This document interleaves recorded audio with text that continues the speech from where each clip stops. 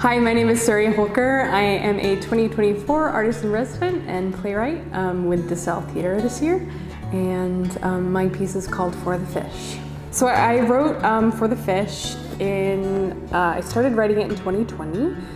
It's the first play I've ever written, which is wild. And I started it originally as a way to connect with queer community that I was missing during the pandemic. The piece revolves around a 13-year-old named Susanna who is growing up in rural America in the 1970s, and she reconnects with her uncle, a non-binary person, and they rediscover their relationship to queerness and to each other through the act of fishing. And there's some magical realism as well. If you come see the play, I don't want to give it all away, but there's a talking fish. We've got some Richard Nixon peppered in there too. But it's really just, I wanted to talk about queerness in rural America and how we exist in all different types of spaces. I feel very taken care of in my co-collaborator Leo's sort of vision from a design standpoint of what the fish could be and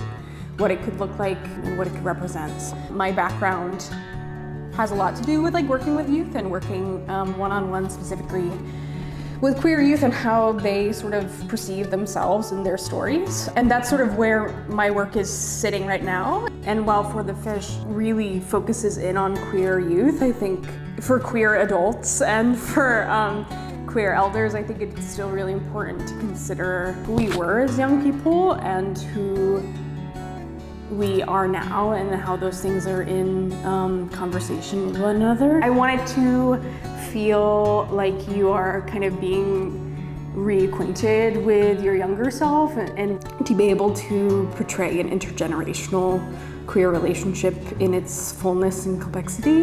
And then also throw in a fish that talks to you, why not?